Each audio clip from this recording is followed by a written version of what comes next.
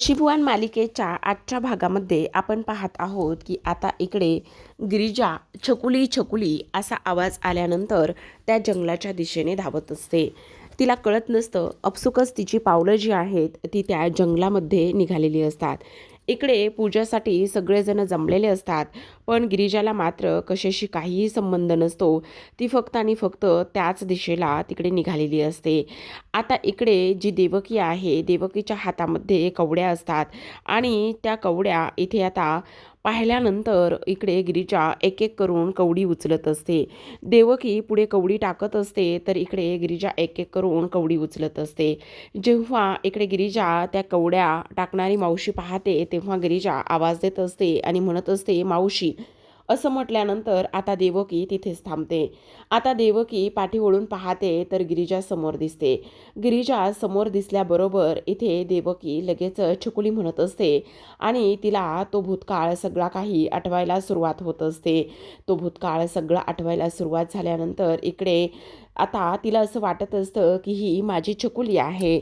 जो भूतकाळामध्ये इथे जे अंगद आहेत त्यांनी सांगितलेलं असतं की इथे आईला सांग औक्षण करायला. तेव्हा ते सगळं इथे गिरिजाला पाहिल्याबरोबर देवकीला आठवू लागलेलं असतं आणि त्याचमुळे इथे आता देवकी इथे गिरिजाला म्हणत असते, छकुली, तू माझी छकुली आहेस. गिरिजाच्या गालाला हात लावलेला असतो. गिरिजाला सुद्धा हा स्पर्श जो आहे तो आपला असा वाटत असतो. गिरिजाला तर कळत नाही. जेव्हापासून लग्न झालंय, जेव्हा जेव्हा ती इथे रुद्रच्या घरी गेलेली आहे, तेव्हा तेव्हा इथे गिरिजाला फक्त आणि फक्त छकुली छकुली ह्याच गोष्टी तिला आठवलेल्या असतात. जेव्हा जेव्हा हे सगळं काही होत असतं तेव्हा तेव्हा इथे तिला ह्या सगळ्या गोष्टी आठवतच असतात. त्याचसोबत प्रेक्षकांनो, आपण पाहतो की आता इकडे जे काही गिरिजा आहे तिच्यासमोर तेच छकुलीचं छकुलीचं तेच तेच सतत बोललेले शब्द आणि ते सगळं सगळं इथे तिला आठवू लागलेलं असतं. तेव्हा आपण पाहतो की इकडे आता गिरिजा देवकीला विचारत असते, मावशी तुम्ही कोण आहात? छकुली कोण आहे तुमची? बोला ना. तेव्हा इथे देवकी गिरिजाच्याच गालाला हात लावून म्हणत असते, तू माझी छकुली कुठे? हो मावशी, तुम्ही तुमच्या छकुलीला म्हणजे तुम्ही छकुलीला ओळखता का? कुठे आहे तुमची छकुली? म्हणजे नेमकं तुमच्या छकुलीच्या बाबतीत काय झाले? आणि ही तुम्ही छकुलीला ओळखता का? असा प्रश्न आता इकडे तिने केलेला असतो. आणि हा प्रश्न इकडे तिने केल्यानंतर आता लगेचच जी काही देवकी आहे, देवकीला सगळा भूतकाळ आठवायला सुरुवात होतो. कशा पद्धतीने इथे आता जो काही नागेश्वर आहे, तो नागेश्वर इकडे अंगदला मारायला आला होता. त्याचबरोबर त्याची सगळी प्रॉपर्टी बळकायला आला होता. ते सगळं काही आठवू लागतं. अंगदला मारल्यानंतर देवकीला आणि त्याचबरोबर तो इकडे छकुलीला सुद्धा मारत होता आणि छकुलीला सुद्धा मारत असताना कशा पद्धतीने इथे आता जी काही देवकी आहे, देवकीने तिचा आणि त्याचसोबत इथे जी काही छकुली आहे त्या छकुलीचा जीव तिने वाचवला होता. छकुलीला त्या पेटलेल्या घरामधूनच ती पळून घेऊन जात होती आणि हे सगळं काही इथे होत असताना आता इकडे जेव्हा ती जंगलाच्या दिशेने गेली आणि जंगलाच्या दिशेने गेल्यानंतर आपण पाहिलं की इकडे जी काही देवकी आहे त्या देवकीने इथे छकुलीला एका बाईकडे दिलं होतं. ह्या सगळ्या गोष्टी आता इथे देवकीला आठवू लागलेल्या असतात आणि ह्या सगळ्या गोष्टी देवकीला आठवू लागल्यानंतर आता ती इकडे गिरिजाला म्हणत असते, माझी छकुली माझ्यापासून दूर गेलेली आहे, माझी छकुली माझ्यापाशी नाही आहे राहिली, असं सुद्धा इकडे आता ती बोलत असते. आणि तेव्हा इकडे आता ज्या काही तिच्या हातामध्ये कवड्या असतात त्या कवड्या इथे देवकी तिच्या हातातून खाली पाडत असते आणि म्हणत असते, ह्या कवड्या आता इकडे तू टाकून दे. असं म्हटल्यानंतर आपण पाहतो की इकडे आता लगेचच गिरिजाच्या हातामधूनच जी देवकी आहे ती देवकी त्या कवड्या जमिनीवर टाकून देण्याचं काम करते आणि म्हणत असते, देवी अंबाबाईच्याच हे मनामध्ये आहे बहुतेक. तर इकडे दुसऱ्या बाजूला आपण पाहतो की आता इकडे नागेश्वर म्हणत असतो, ए काय रे थेरड्या, इथे बसलेला आहेस तर इथे फक्त 2 पैशासाठी हे असले भाकितं करतोयस का? तेव्हा नागेश्वरच्या गळ्यामध्ये असलेला तो गमजा तिथे असलेल्या दिव्याला पेट घेतो आणि पेट घेतल्यानंतर रुद्र म्हणत असतो, काय करताय आबासाहेब तुम्ही हे सगळं काही? बघा ना तुम्हाला काय होतंय ते. पटकन ते सगळं काही काही बाजूला करा, सोडा असं म्हटल्यानंतर आता आपण इकडे पाहतो की लगेचच जो काही आपला रुद्र आहे तो इकडे नागेश्वरला वाचवत असतो आणि नागेश्वरला आता गुरुजी म्हणत असतात, कळतंय का, कळतंय? हे बघा, नशिबाचे जे काही भोग आहेत ते कोणालाही सुटलेले नाही आहेत. जे नशिबात होणार आहे तेच होणार आहे. तुम्ही कितीही नशिबापासून पळत राहिले तरीसुद्धा हे सगळं अजिबात तसं त्या पद्धतीने होणार नाही. ही सुद्धा गोष्ट तेवढीच जास्त महत्त्वाची आहे असं सुद्धा आता इकडे तो बोललेला असतो. तेव्हा लगेच आता इकडे आपण दुसऱ्या बाजूला पाहतो की चला पटकन आपण इकडे पूजेची तयारी करून घेऊयात, म्हणजे आता पूजाला सुरुवात करूयात असं लोक ती म्हणत असतात. तेव्हा ते सगळेजण इकडे गिरिजाला शोधतात, पण गिरिजा तिथे नसते आणि गिरिजा तिथे नसल्यामुळे आता इकडे मात्र लगेचच सगळेजण आवाज देत असतात, गिरिजा कुठे गेली, गिरिजा कुठे गेली. तर इकडे दुसऱ्या बाजूला गिरिजा विचारत असते, सांगा ना छकुली नेमकी तुमची कोण आहे. तेव्हा इथे आता देवकी म्हणत असते, छकुली माझी मुलगी, माझी छकुली माझ्यासोबत आत्ता नाही आहे. माझी छकुली जेव्हा मी तिला त्या नराधमांपासून जीव वाचवायला निघाले होते तेव्हा ती माझ्यापासून हरवली गं. माझी छकुली मला शोधण्यासाठी तू मदत करशील का गं, असा प्रश्न आता इकडे गिरिजाला त्या देवकीने विचारलेला असतो. आणि इकडे रुद्रने गिरिजा गिरिजा म्हणून आवाज दिलेला असतो. तेवढ्यातच आता गिरिजा हो आले असं म्हणताक्षणी पाठीमागे वळून पाहत असतानाच इकडे देवकी गायब झालेली असते. कारण देवकीला कोणासमोर आत्ता तरी यायचं नसतं, म्हणूनच हे सगळं काही इथे झालेलं असतं. त्याचबरोबर दुसऱ्या बाजूला आपण पाहतो की इथे आता नागेश्वरनी त्याची माणसं जमवलेली असतात आणि नागेश्वरनी त्याची माणसं जमवल्यानंतर तो त्याच्या माणसाला म्हणत असतो, हे बघा, काही जरी झालं तरीसुद्धा मी काय सांगतोय ते ऐका. सावट आता इकडे जंगलाच्या दिशेने निघाणारच आहे थोड्याच वेळात, त्यामुळे तुम्ही 3 गोष्टी लक्षात ठेवायच्या. काही जरी झालं तरीसुद्धा सुरुवातीला तिला बेशुद्ध करायचं आणि बेशुद्ध केल्यानंतर इकडे अशा पद्धतीने बांधून ठेवायचं की तिला काहीही करता नाही आलं पाहिजे. आणि तिसरी आणि त्यासोबत महत्त्वाची गोष्ट म्हणजे एकदा का तिला बांधून टाकलं की मग पाठीमागे वळून अजिबात बघायचं नाही. समजलं तुम्हाला? ह्या गोष्टी 3 तुम्ही लक्षात ठेवा. काही जरी झालं तरीसुद्धा ती जिवंत राहता कामा नये, समजलं?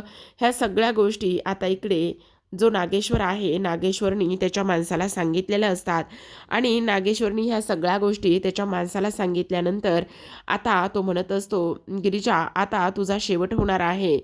तू खूप जास्त माझ्या मार्गामध्ये अडथळा येतेस, त्यामुळे आता तुझा अंत हा नक्कीच होणार आहे असं सुद्धा नागेश्वर इथे बोलू लागतो. आणि त्याचसोबत ह्या सगळ्या गोष्टी मी घडून आणणार आहे असं सुद्धा तो इथे बोलू लागत असतो. त्या बाजूला आपण पाहतो की आता इकडे उर्वशी आणि त्याचबरोबर सावी ह्या दोघीजणी सुद्धा घरातच असतात.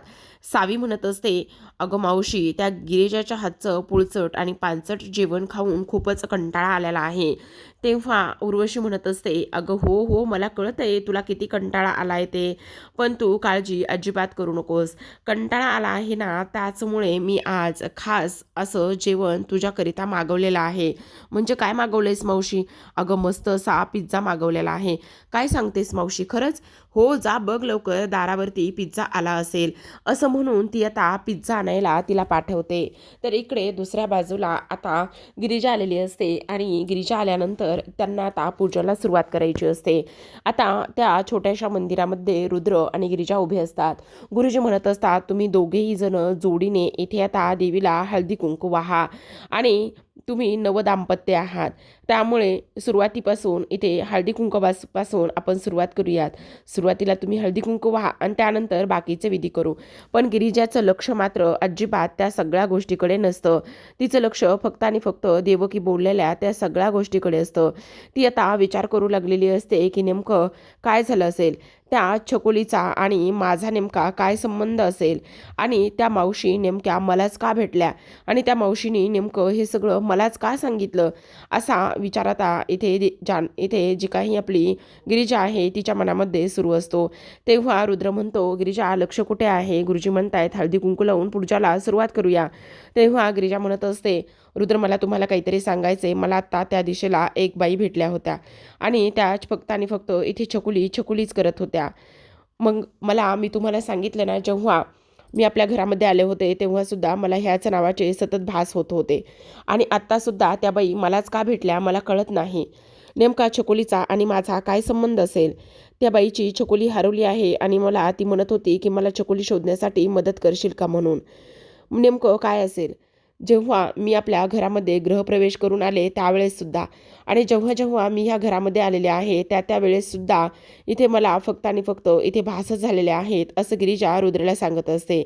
तेव्हा रुद्र म्हणत असतो, हे बघा गिरिजा, जास्त त्रास करून घेऊ नका स्वतःला. हे बघा, तुम्हाला असं वाटणं साहजिक आहे. तुम्ही फार विचार करताना छकोलीचा. आपण आत्ता पूजा करून घेऊया. एकदा का पूजा व्यवस्थित पार पडली ना तर मग त्यानंतर आपण बघूयात असं त्या रुद्र सांगत असतो. त्याचबरोबर आपण पाहतो की इकडे वासंती रुद्रला आवाज देते आणि म्हणत असते, अरे रुद्र, मला एक गोष्ट सांग. हे बघ, इथे तू जी काही जो काही स्त्री आहे त्या स्त्रीला पाहिलेस का? नाही आईसाहेब, काय झालंय?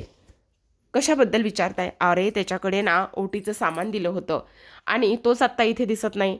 तेव्हा रुद्र म्हणत असतो, असेल इथेच कुठेतरी, मी शोधतो. आता हे सगळेजण शोधत असतात तेवढ्यातच गिरीजा मात्र तिथून गायब झालेली असते. आता जो काही रुद्र आहे तो गिरिजाकडे पाहतो तर तिथे रुद्र पाहिल्यानंतर गिरिजा नसते. तेवढ्यातच स्त्री आलेला असतो ओटीचं सामान घेऊन आणि त्याच्याबरोबर विशाखासुद्धा असते. स्त्री म्हणत असतो, ह्या जंगलामध्ये असं कोण भटकतं? मी सांगितलं होतं त्या बाजूला जायचं नाही म्हणून. तेव्हा विशाखा म्हणत असते, हे तू मला सांगू नको. तेव्हा वासंती म्हणत असते, अरे तुम्ही भांडायचं बंद करा बरं अगोदर. गिरिजा, चला पूजा करूयात. गिरिजाला इकडे तिकडे शोधल्यानंतर गिरिजा त्यांना कुठेच दिसत नाही. आता गिरिजा कुठेच न दिसल्यामुळे सगळेजण हैराण झालेले असतात. गिरिजा तर आत्ताच इथे होती, मग गिरिजा अशी अचानकच गेली कुठे असा प्रश्न सगळ्यांना पडतो. तेव्हा श्री म्हणत असतो, एक काम करूयात, मी आणि त्याचबरोबर विशाखा आम्ही दोघेजण ह्या दिशेला जातो आणि त्याचबरोबर रुद्रदादा तू आणि त्याचबरोबर तू त्या दिशेला जा, म्हणजे गिरिजा लवकरच सापडेल. आता इथे गिरिजा त्या जंगलामध्ये शोधत शोधत देवकीकडे पोहोचलेली असते. ती देवकीकडे जाते, तिच्या खांद्यावर हात ठेवते. देवकी रडतच असते. तेव्हा गिरिजा म्हणत असते, मावशी. तेव्हा इकडे ती उठून उभी राहते. तर त्या गिरिजा म्हणत असते, हे बघा, तुम्ही नका काळजी करू. मला एक गोष्ट तुम्हाला विचारायची आहे आणि म्हणूनच मी इथे आले आहे. तेव्हा देवकी म्हणत असते, छकुली, छकुली, माझी छकुली. हे बघा, मी तुमची छकुली नाही आहे, पण मला सांगा, तुमची छकुली नेमकी कोण आहे, कुठे आहे? आणि त्याचबरोबर तुम्ही माझ्यापाशीच छकुली छकुली असं का म्हणता? म्हणजे तुमची छकुली माझ्यासारखी दिसते का? त्यावर देवकी म्हणत असते, नाही नाही, तू माझी छकुली तेवढंच ती म्हणते. तेव्हा इकडे आता उर्वशी म्हणत असते, काय गे, आला का नाही आपला पिझ्झा? तेव्हा लगेच आता सावी पिझ्झा घेऊन आलेली असते. सावी पिझ्झा घेऊन आल्यानंतर जसं सरप्राईज देतात तसं सरप्राईज तिने ओपन केलेलं असतं. तेव्हा उर्वशी म्हणत असते, अगं हे काय चाललंय तुझं? पिझ्झा हा मीच ऑर्डर केला आहे आणि तू ऑर्डर केल्यासारखा का बरं मला सरप्राईज देतेस? बरं चला, मस्त असा पिझ्झा एन्जॉय करूया. तर इकडे जो काही प्रभास आहे तोच त्या डायनिंग टेबल खाली लपून बसलेला असतो. कारण काही जरी झालं तरीसुद्धा आज त्याला इथे गिरिजाला इथे जो काही नागेश्वर आहे त्याच्यापासून धोका आहे ही गोष्ट तिला सांगायची असते आणि त्याचमुळे तो खाली मोबाईल शोधण्यासाठी आलेला असतो. पण ह्या दोघी असतात त्यामुळे तो तसाच डायनिंग टेबल खाली लपून बसलेला असतो. इकडे आता देवकी गिरिजाला सांगायला सुरुवात करते. ती म्हणत असते, आमचा खूप चांगला हसताखेळा संसार होता, पण आमच्या संसारावर एका खूप मोठ्या घाणेरड्या आणि वाईट कृतीच्या इथे माणसाची नजर पडली. तेव्हा गिरिजा म्हणत असते, नेमकं कोणाची? त्यावर लगेच आता इकडे झालेला सगळा प्रकार देवकी गिरिजाला सांगायचा प्रयत्न करते. माझ्या छकुलीचा वाढदिवस होता. तो माणूस आमच्या घरामध्ये आला आणि त्याने माझ्या नवऱ्याला अंगदला दोन्ही हाताने पकडलं आणि मारायला लागला आणि त्याला आमची सगळी प्रॉपर्टी त्याच्या नावावर करून हवी होती आणि म्हणूनच त्याने हे सगळं काही केलं. पण माझ्या नवऱ्याने ती प्रॉपर्टी नावावर करून देण्यास नकार केला आणि तेव्हा तो म्हणायला लागला की नाही, तुझ्या छकुलीला आणि त्याचबरोबर तुझी बायको देवकीला, ह्या दोघींनासुद्धा मी जिवंत सोडणार नाही. जबरदस्तीनेच त्याने माझ्या नवऱ्याकडून ती सगळी प्रॉपर्टी नावावर करून घेतली.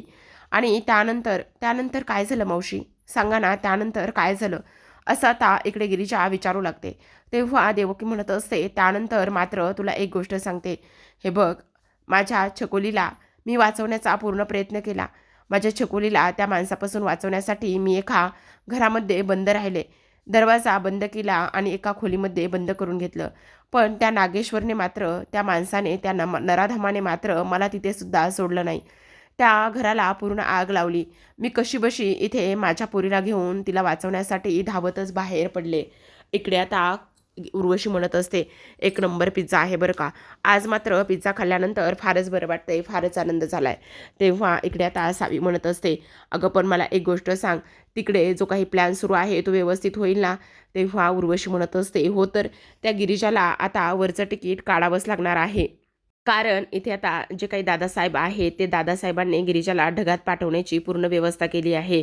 पण ते गुंड त्यांचं त्यांचं व्यवस्थित काम करतील ना? तेवढ्यातच इकडे आता जो काही आपला इथे प्रभास आहे, त्या प्रभासने मोबाईल उचलण्याच्या नादामध्येच इथे जो काही एक पिझ्झाचा कट आहे तो उचललेला असतो. आणि इकडे जी उर्वशी आहे तिला इकडे सावी म्हणत असते, अगं मावशी, तू माझा पिझ्झा घेतलायस का? तेव्हा ती म्हणत असते, अगे हावरट आहेस का? मी तुझा पिझ्झा का आणि कशामुळे घेईल? एकतर पिझ्झा मीच ऑर्डर केलेला आहे आणि तुला असं वाटतंय का की मी तुझा हा पिझ्झा घेईल म्हणून? हे बघ, मी असलं काही एक केलेलं नाही आहे. तेव्हा सावी म्हणत असते, अगं पण माझा पिझ्झा तर इथेच होता. मग माझा पिझ्झा इथे होता तर तो नेमका गेला कुठे? असा प्रश्न तिने केलेला असतो. त्यावर इकडे आता उर्वशी म्हणत असते, ए तुला वेळ लागले का? मी तुझा पिझ्झा आणि ह्या सगळ्या गोष्टी का आणि कशासाठी करेन? मी असलं काहीही केलेलं नाही आहे. चल, आपल्याला हे बघ पार्लरमधून फोन आलाय, ताबडतोब तिकडे जायचं आहे. आणि जर आपण इथेच टाइमपास करत बसलो तर? चल पटकन. हे बघ, तुला जर एवढाच पिझ्झा खायचा असेल ना तर बाहेर चल. बाहेर गेल्यानंतर मी तुला जे काही खायचं आहे ना ते सगळं मी तुला खायला देईल. पण आत्ता उगाचच किरकिर आणि कुटकुट करू नको. चल लवकर. तर इकडे आता लगेचच जी काही गिरिजा आहे ती म्हणत असते, मला एक गोष्ट सांग.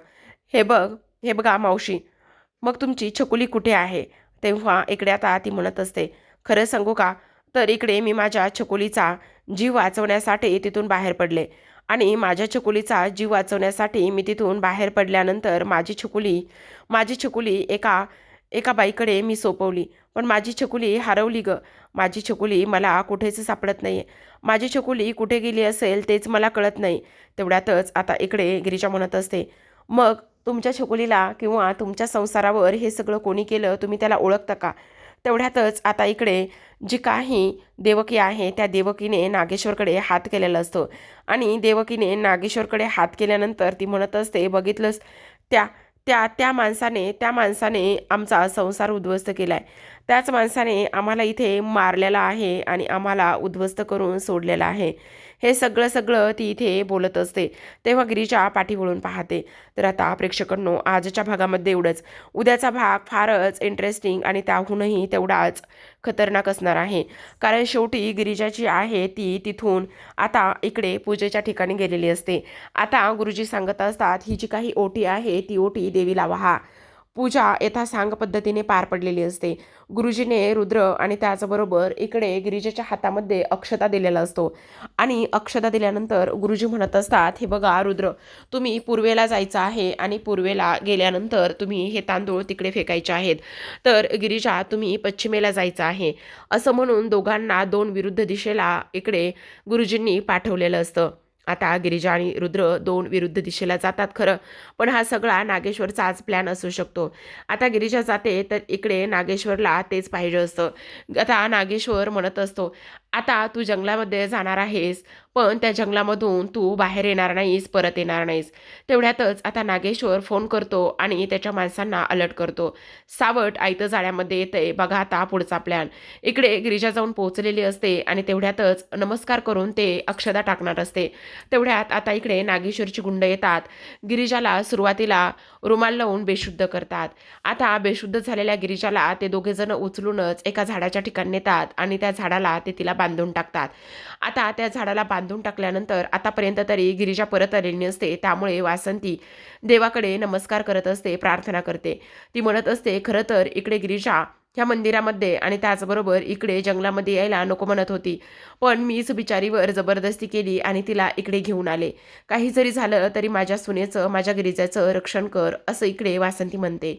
दुसऱ्या बाजूला त्या गुंडांनी गिरिजाला अजून एका निर्जल ठिकाणी घेऊन गेलेले असतात आणि त्या ते गेल्यानंतर एका झाडाला बांधून टाकलेलं असतं.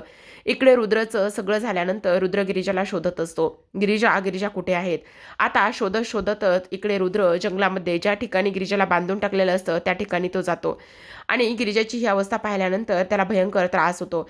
पटकन तोंडावरची पट्टी टाकतो आणि तिला सोडण्यासाठी हात पुढे करतो. तेवढ्यातच काही गुंड येतात आणि रुद्रसोबत मारामारी सुरू होते.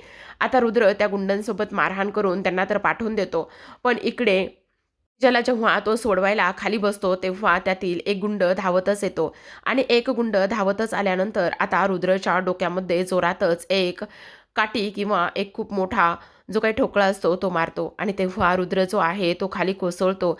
रुद्र खाली कोसळल्यानंतर गिरिजा हे सगळं पाहते आणि जोरातच रुद्र रुद्र म्हणून ओरडत असते. तर प्रेक्षकांनो, कशा पद्धतीने आता गिरिजा रुद्रचा जीव वाचवेल आणि सुखरूप बाहेर पडेल हे पाहणं इंटरेस्टिंग असतं. तर पाहत राहा.